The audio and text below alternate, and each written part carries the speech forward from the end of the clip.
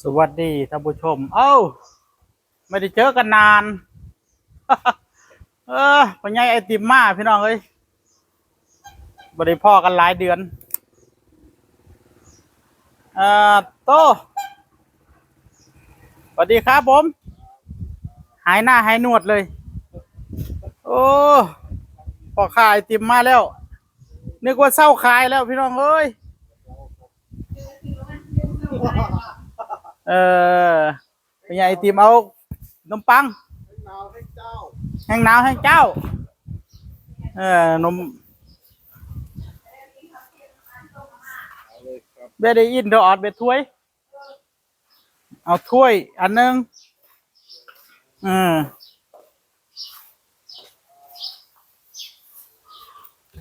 เห็นหน้าเห็นหนวดนานเลยพ่อค้าไอติมนี่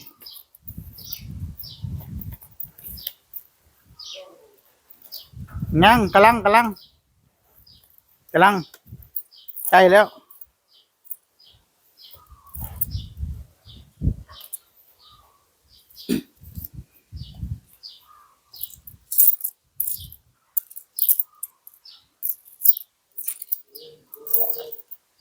ไอ้ชูมือชูเว้นอยู่ติ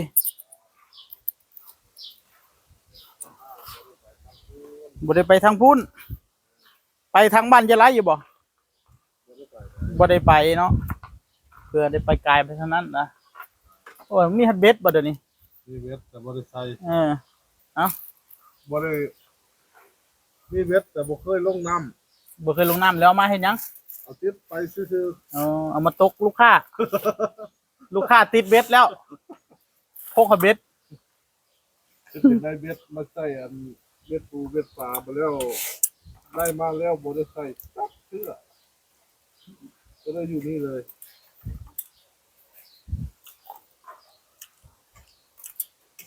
ในวกายไปทางพุ่นเพิ่นเฮ็ดสวนแล้วบ่วะก็ไปเกี่ยวข้าวเกี่ยวน้ำก็ผ่านอยู่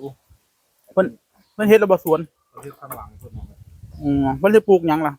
จ้าผมก็บ่ได้เข้าไปใกล้เพิ่นเลยเป็นแต่เพิ่นห้องเลยก็บ่ได้เข้าไปใกล้เพิ่นเลยเดี๋ยวรอให้บ้านยายไรสวนเพิ่นไงก่อนต้องไปขอซื้อมันปลูกยังปลูกกระทั่วบ่บ่รู้คือกันบ่ได้เข้าใกล้เพิ่นจังเข้าใกล้บ่ได้ เข้าใกล้บ่ได้ย่าน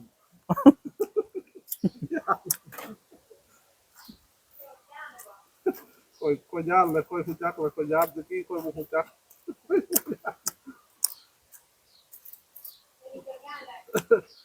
ย่านนะ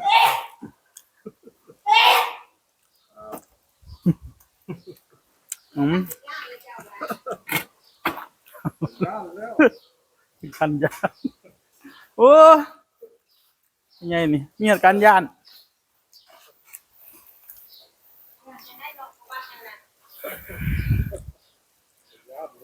แล้วเราบอกเข้าน้ำ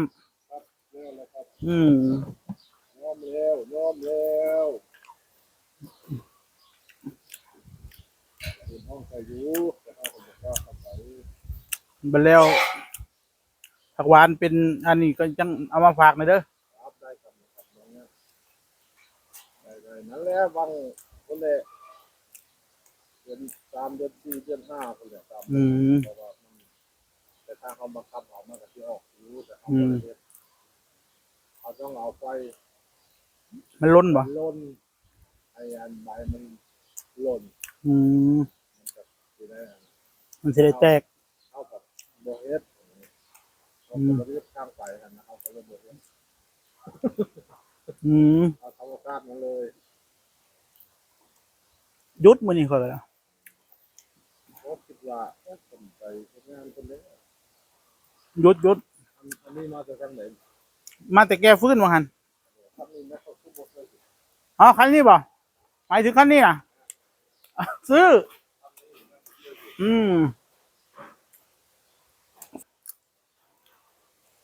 กี่ไปขายไอติมได้อยู่ดอกกี่มืดมือ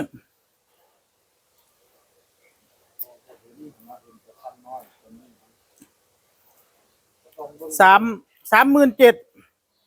39,000เขาลดให้เหลือ 37,000 ผมมีเงินซื้อเลย ถ้าแก้วฟื้นว่าหั่นมาจากแก้วฟื้น คันนี้ อือแก้เข่าต้องเข่า เอาก็ได้แค่ซื้อก็ได้ แก้เข่าแก้ฟื้นเมื่อวานนี่ ให้เติบกันเนาะ แล้วลงใต้เทียงอันทุ่งนาหมดแล้ว ปกติเขาบ่ลงไว้เนาะ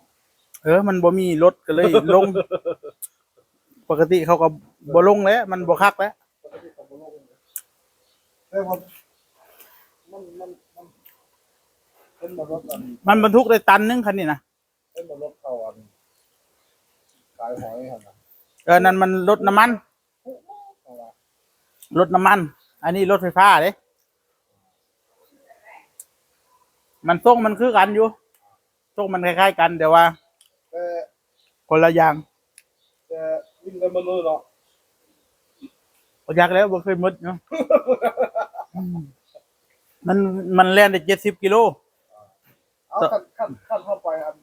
มาล้อมอยู่ดิไปลบมาได้ ได้อยู่ มัน70 โลมันบ่ถึงหน้ารอบนะ แล้วถ้ามันเป็นทางมาดิ ทำเอง ผมนั้นเกิดแบตหมดแล้วเขาสิเฮ็ดอะไรมาล่ะ ยูอันเกินนั่นน่ะ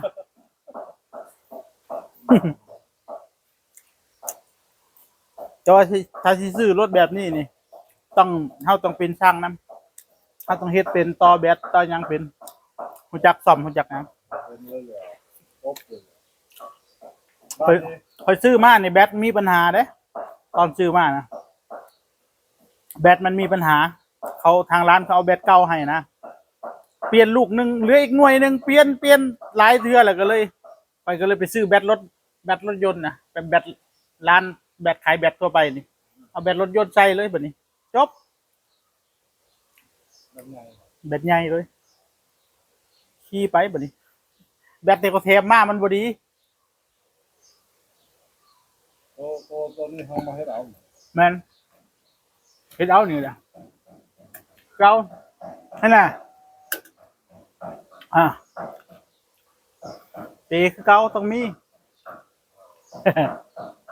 รถติมนี่ฮันนี่พัดลมมันเนี่ยเท่มากเลยเนาะ มีโซลาร์เซลล์นำเล่นนี่แหละ นี่เขาเที่ยวเลย นี่แหละชาร์จไปนำ เป็นไงจังเลย บ่ชาร์จแต่พัดลมนี่แหละ บริษัทตัวมันถ้าชาร์จตัวมันน่ะ มันแพงคันเนี่ย แบบเฮาบ่ต้องเสียบไฟบ้านก็มี ประมาณ 6-7 หมื่น 6-7 หมื่นเขาเฮ็ดแพงให้ทั้งเทิงหลังคาเลย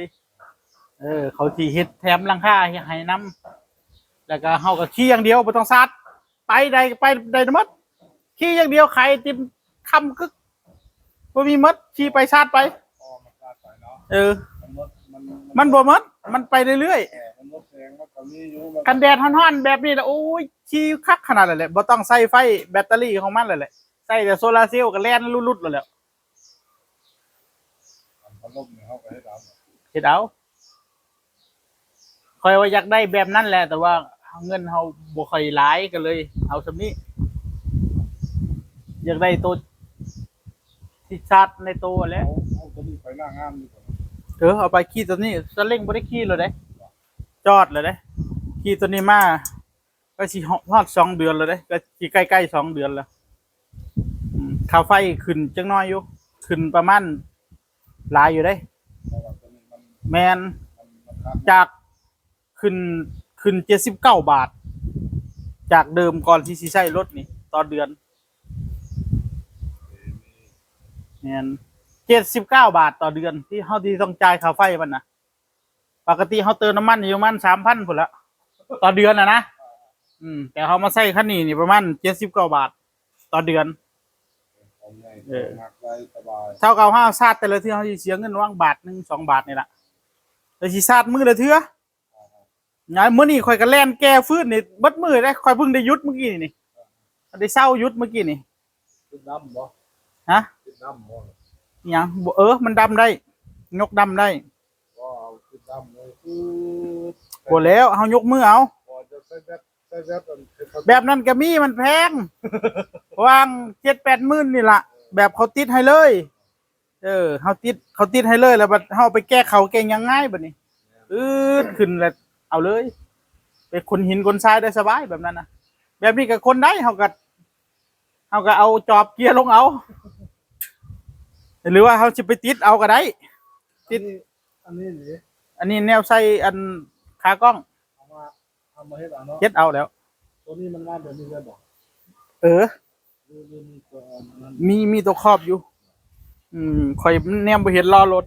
ข่อยก็เลยเอาออกแต่อยากเบิ่งล้อรถมันเหยียบหินเหยียบหยังอ่ะนะเอาอยากเบิ่งอ่ะนะ เรื่องของเรื่องเวลาลบลีกเนาะ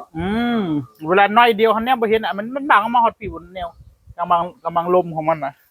ข่อยก็เลยเอาออกแต่มันบ่ถนัด เสียบไม้เสียบยางสายนั้นได้เนาะ มันนี้เนาะ เออบัดเวลามีคนซ่อนเฮาก็เปิดตัวนี้ นี่ดิตัวนี้นั่งได้งอมันลงกันนั่งอยู่นี่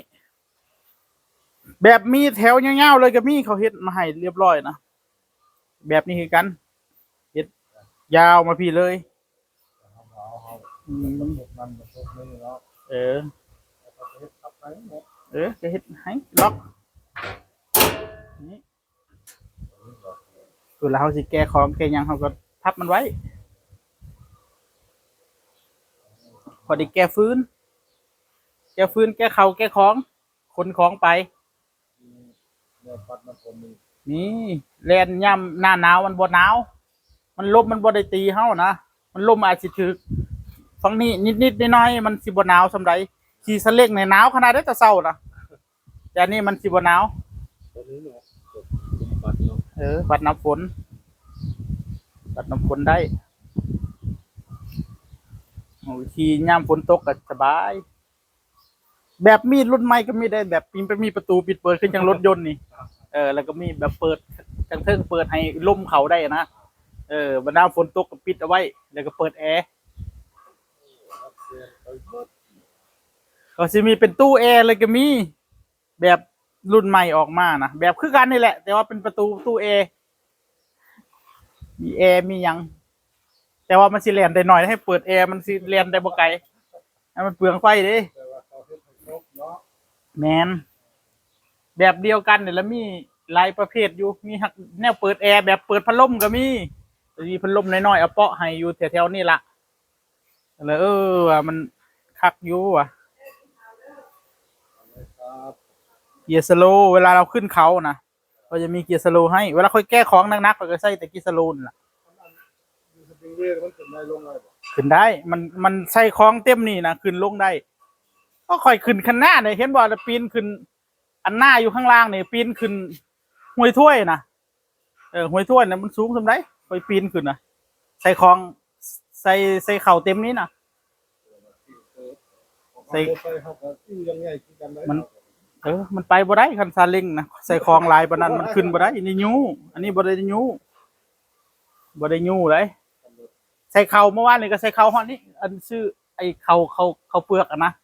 ใส่เข่าเปลือกฮอดนี้ลงเอาไปแช่วางประมาณ20 สอบนี่ละ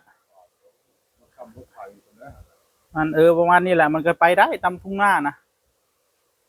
ขึ้นคันนาขึ้นหยังได้อยู่แต่คันนาก็ต้องเสียมจกเข้ากระปาดจังน้อยเด้ มันบ่ปาดมันก็ขึ้นบ่ได้แล้วรถไทยก็ได้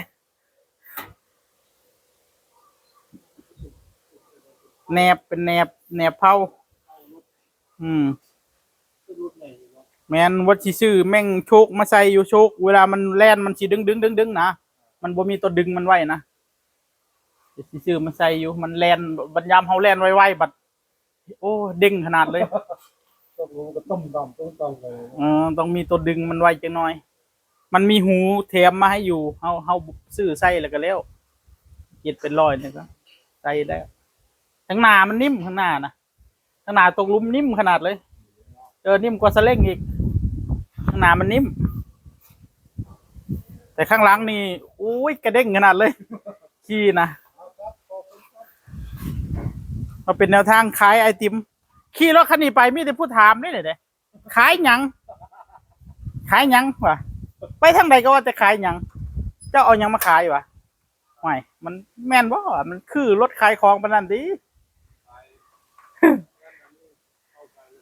พุ่มพวงบ่เฮ็ดขายแนวกินตอนเช้าบ่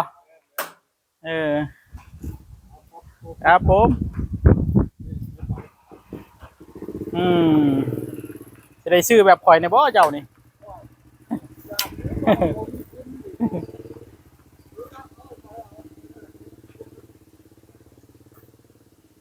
อ่ะนานๆเจอพ่อค้าไอติมทีทุกท่านได้โอกาสโปรโมทรถเลย แต่ถ้าพ่อค้าไอติมจะซื้อจริงๆไม่แนะนำร้านที่ผมซื้อนะผมอาจจะไปแนะนำร้านที่อยู่ในตัวเมือง ที่เขามีช่างซ่อมอะนะถ้า